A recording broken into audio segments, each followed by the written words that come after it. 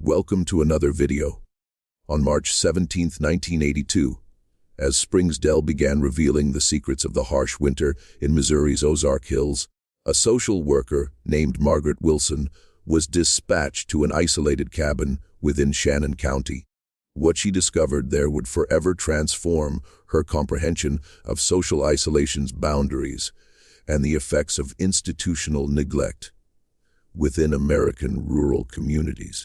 The Shelton property sat 27 kilometers distant from the nearest town, Current River. Access was possible only via a dirt road that turned impassable during spring rains. For more than 3 decades, the family had lived with virtually no contact from the outside world. Margaret's visit stemmed from an anonymous complaint received by the Missouri Department of Social Services, alleging children were living in unhealthy conditions and possibly suffering mistreatment. Upon arrival at the property, Elijah Shelton, 47, greeted Margaret, a man of medium stature with a gray beard and intense blue eye that appeared to carry the weight of generations of isolation. Elijah resided in the cabin with his sister Martha Shelton, 43, and 3 children, Thomas, Sadie, 9, and little Jacob, only 5 years old. The cabin, constructed by Elijah's grandfather during the 1920s, was a wooden structure containing 2 bedrooms, a kitchen, and a living area. The property featured a small barn, a vegetable garden, and a well.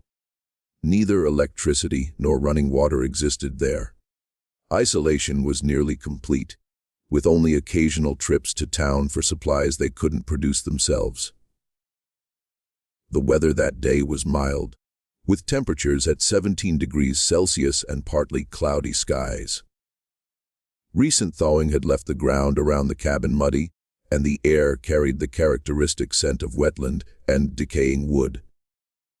During her initial inspection, Margaret observed that the children displayed signs of mild malnutrition and lacked basic medical care. Thomas bore a poorly healed scar on his right arm from an axe accident the previous year. Sadie had a mild strabismus that had never received treatment. Jacob, the youngest, exhibited signs of cognitive developmental delay for his age. What captured Margaret's attention, however, were the physical resemblances between the children and the 2 adults. All shared striking characteristics: the same intense blue eyes, identical facial bone structure, the same ear shape, features suggesting not merely kinship, but also very close consanguinity. When questioned about the children's mother, Elijah hesitated momentarily before responding that his wife had died during Jacob's delivery. Martha remained silent throughout, avoiding eye contact with the social worker. It was at this moment Margaret began suspecting the story didn't hold together. County records revealed no marriage certificate for Elijah Shelton.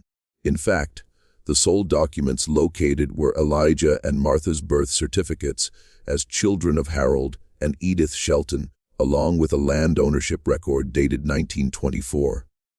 The children possessed no official birth certificates. The Shelton family had gradually isolated themselves following the deaths of Elijah and Martha's parents in a 1973 fire. Since then, the siblings had severed almost every connection with the local community, visiting town only for essential supplies. Current River residents described Elijah as a reserved, suspicious man who avoided prolonged interactions. The initial suspicions that Martha might be the children's biological mother began forming in Margaret's mind as she observed the family dynamics. The way Jacob clung to Martha's skirts, how intuitively she understood each child's needs, and how her gaze revealed a profound maternal bond extending beyond that of an aunt. If you wish to follow more cases like this that shake society and reveal hidden truths, subscribe to the channel so you don't miss any investigation. The formal Shelton case investigation commenced on March 24, 1982, 1 week following Margaret Wilson's initial visit. Missouri's Department of Social Services, in conjunction with the Shannon County Sheriff, dispatched a team to evaluate the situation. The team comprised Margaret, police officer David Tanner, and pediatrician Dr. Robert Hayes. The first obstacle encountered was Elijah's resistance. When confronted with more direct questions about the children's origins, he became defensive, asserting that authorities had no right to interfere with his family's life. "We take care of ours," he repeated, a phrase that would later reveal itself loaded with disturbing meaning. Martha, meanwhile, stayed silent, responding only with monosyllables when directly questioned. The children displayed a mixture of curiosity and fear toward the visitors, demonstrating their limited contact with people outside the family circle. Dr. Hayes conducted basic physical examinations on the children and observed several concerning signs. Beyond mild malnutrition and absence of preventive medical care, he noted physical characteristics that might indicate genetic problems consistent with endogamy. Thomas had polydactyly, an extra finger on his left hand. Sadie exhibited dental development issues, and Jacob showed signs of cognitive impairment more severe than initially apparent. These signs, when observed in isolation, can have multiple causes, Dr. Hayes explained in his report. But when observed together, added to the shared physical characteristics and family isolation, they raise serious concerns about possible consanguinity. The investigation took a more precise direction when the team gained access to the family's few medical records. In 1970, Martha had received treatment at a neighboring county hospital following a domestic accident. The attending physician had noted she was 3 months pregnant. However, no birth or adoption record for any child existed from that period. Deeper record searching revealed a pattern. Martha had been treated at different regional hospitals in 1970, 1973, and 1977, years that roughly corresponded to Thomas, Sadie, and Jacob's ages. On each occasion, she used different names, but physical descriptions and basic medical data indicated the same person. The investigation encountered a significant obstacle when Elijah, sensing the direction events were taking, prevented investigators from entering the property. Legally, without concrete evidence of abuse or severe neglect, authorities had limited intervention options. It was at this moment that a crucial witness emerged.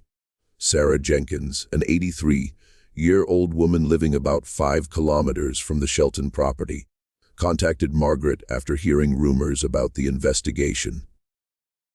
Sarah revealed she had been friends with Edith, Elijah and Martha's mother, and had maintained sporadic contact with the family even after their isolation. Edith was always afraid something like this would happen, Sarah said. Harold kept the family isolated, saying the world was corrupt and they could only trust their own blood. When they died in that fire, I tried to help the children, but Elijah was already very like his father. Suspicious, hostile. Sarah revealed she had visited the cabin a few times after the parents' death, bringing supplies and offering assistance. During one such visit in 1971, she noticed Martha was visibly pregnant.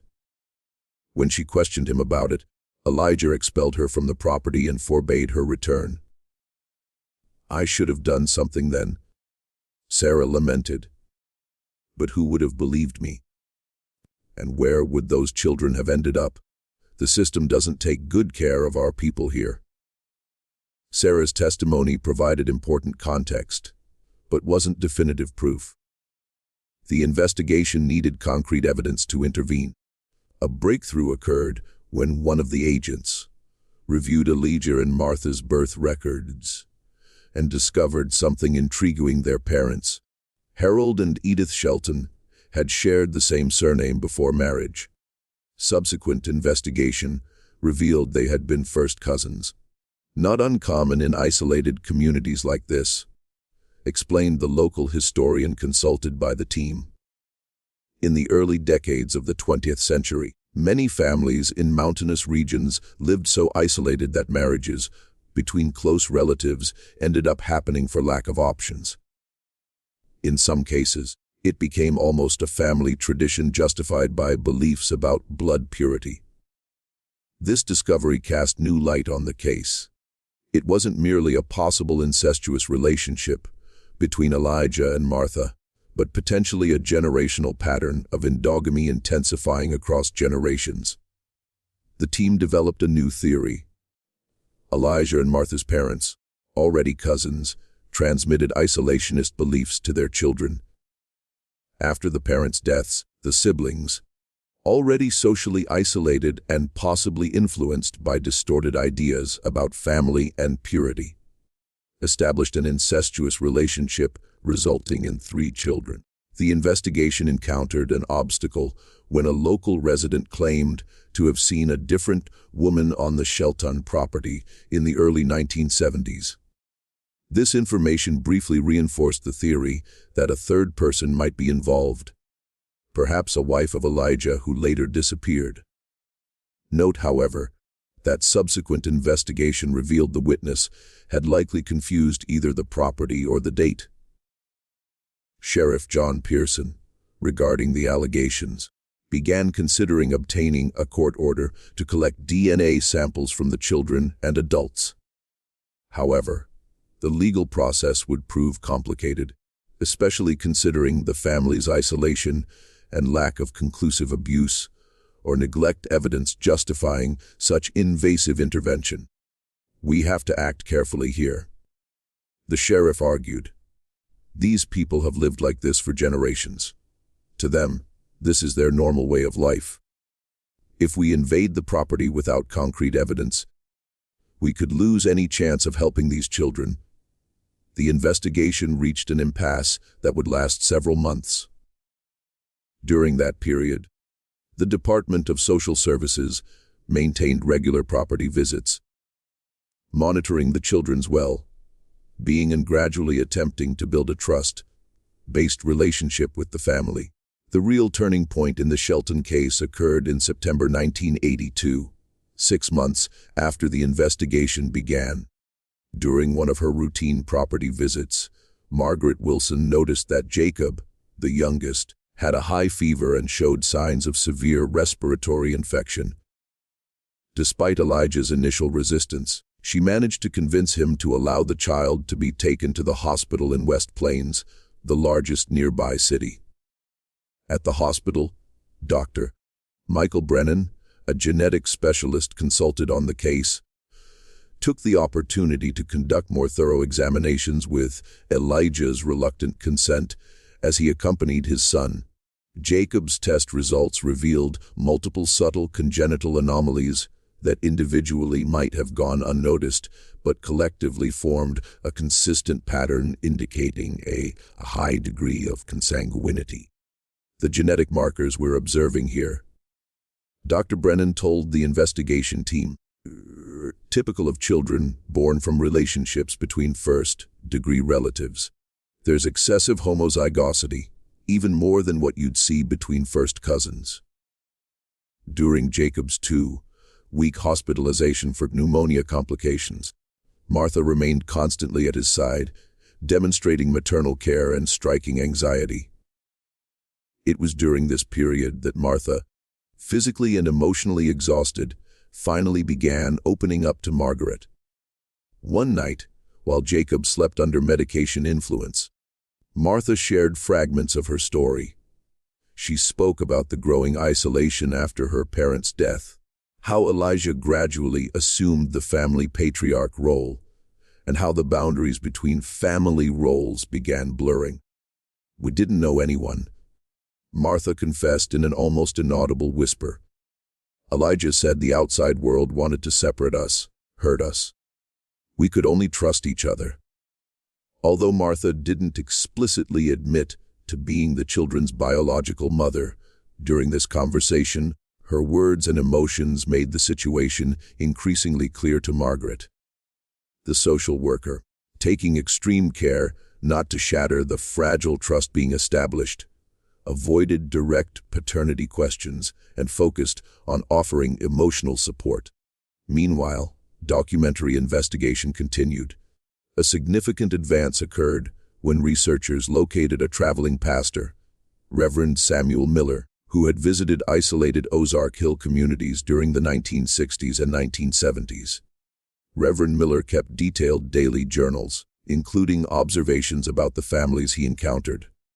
In an entry dated June 1969, he described visiting the Shelton property. "I visited the Shelton family today. Their parents recently died in tragic circumstances, leaving two adult children, Elijah, 34, and Martha, 30. I found them living in extreme poverty and isolation. I offered spiritual and material assistance, but was received with suspicion, especially by young Elijah. Something in the dynamic between the siblings seemed disturbing to me.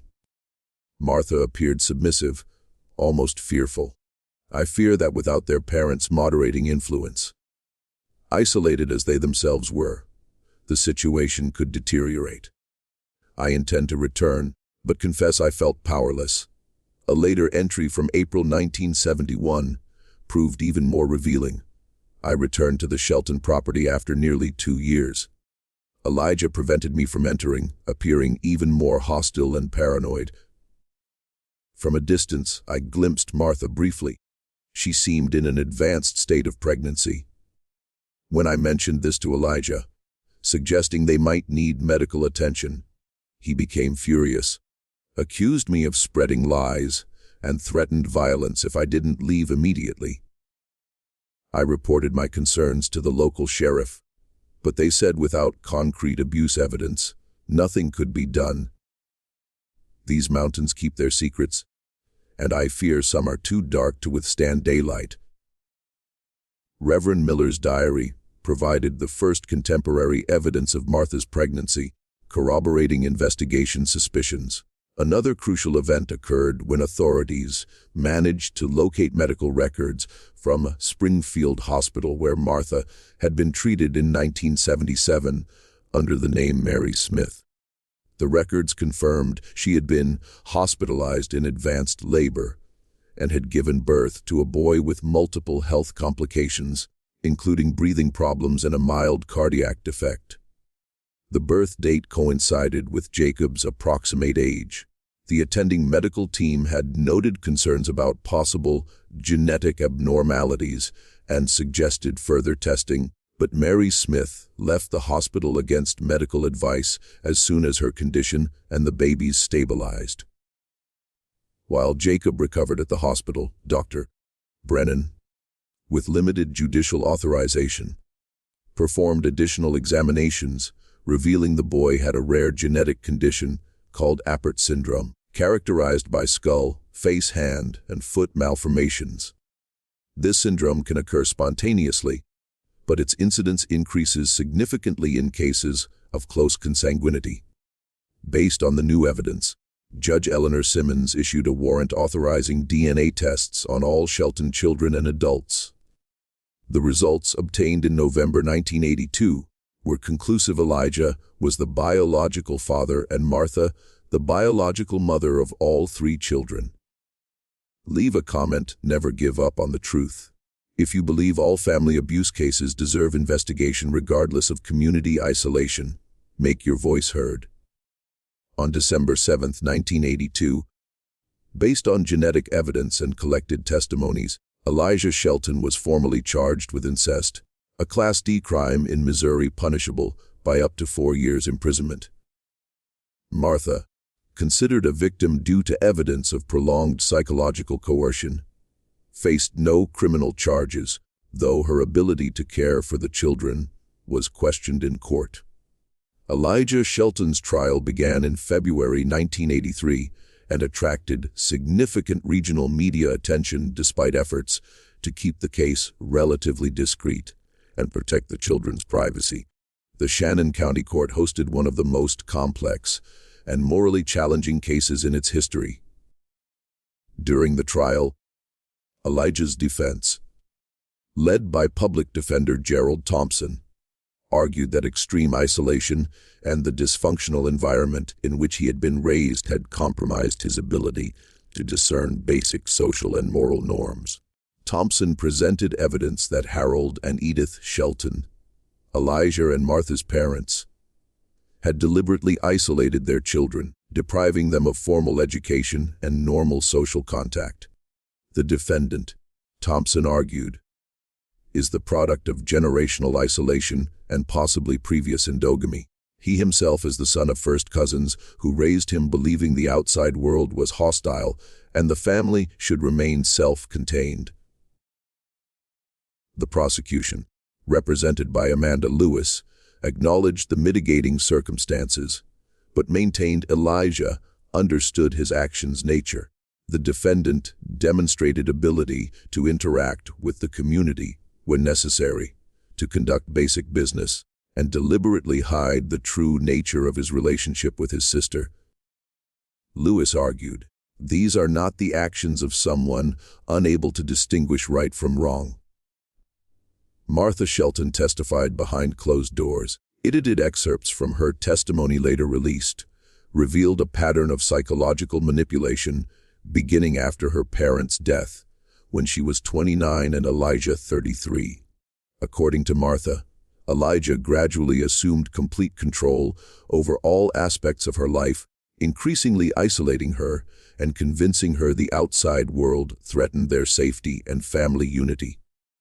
He told us we were special, Martha said. That our blood was pure, that our children would be strong because they wouldn't be contaminated by the outside world. At first I resisted, but after years alone with him, I started believing.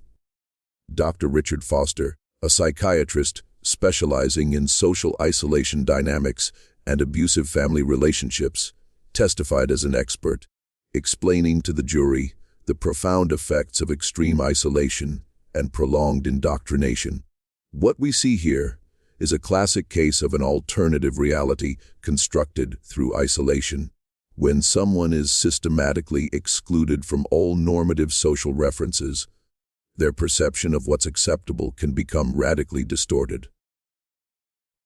The trial also highlighted local institutions' failure to identify and intervene in the situation.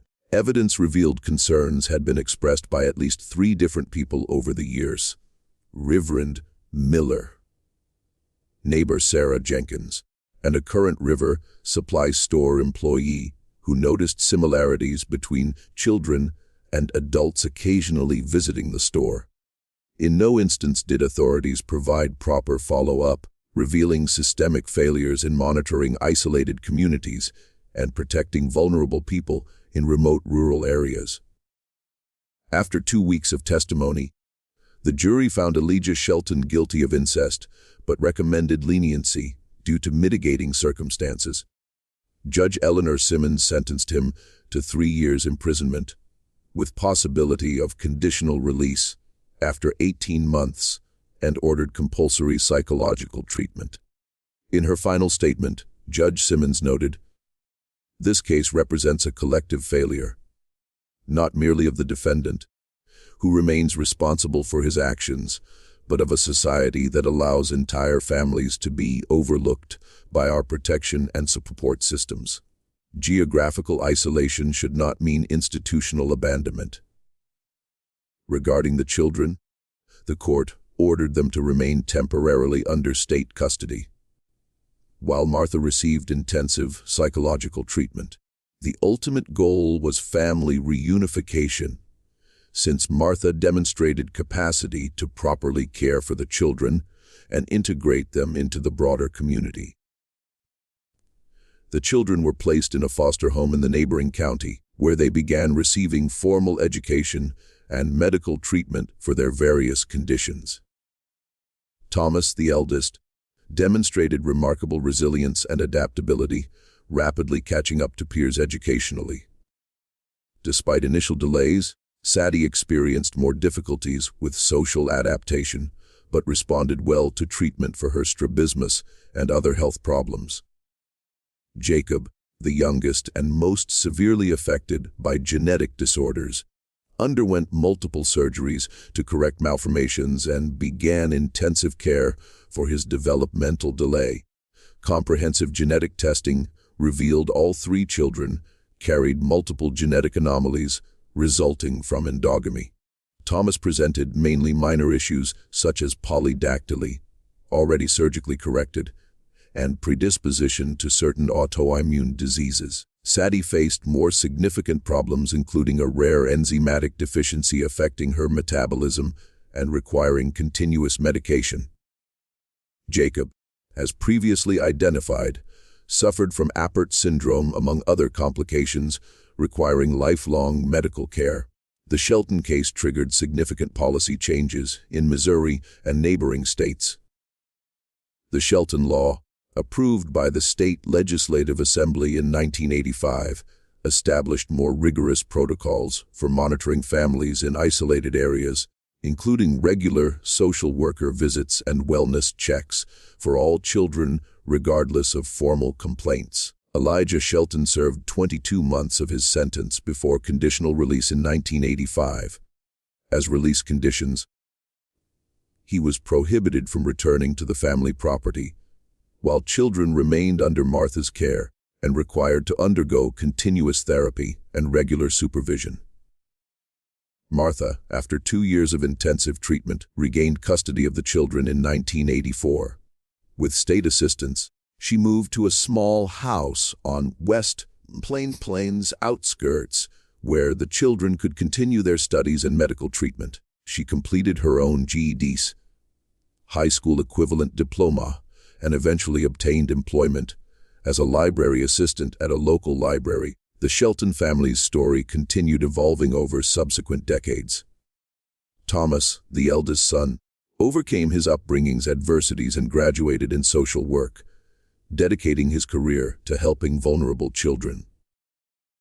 Sadie faced more difficulties, struggling with chronic health issues and psychological challenges related to her past, but eventually found stability as an artist and craftsperson.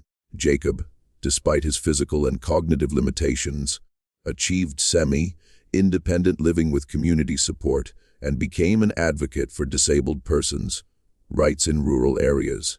The Shelton case remains an iconic study in social work and law schools nationwide, illustrating the complex intersections between geographic isolation, rural poverty, dysfunctional family dynamics, and institutional failures. It also highlights endogamy's physical and psychological effects, not just in directly affected children, but across subsequent generations.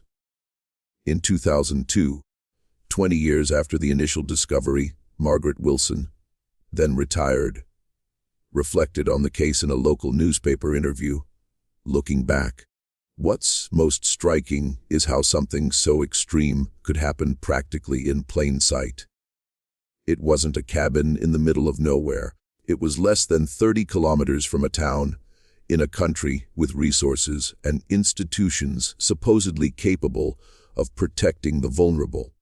It makes you wonder how many other similar cases exist, hidden in remote valleys or in plain view, waiting for someone to pay attention. A Shelton's original property, abandoned for years, was eventually sold by the state in 1990. The cabin collapsed over time, but the land remains a silent reminder of how extreme isolation can distort realities and perpetuate damage cycles across generations. If you've watched this far, it's because you care about cases that mark families forever.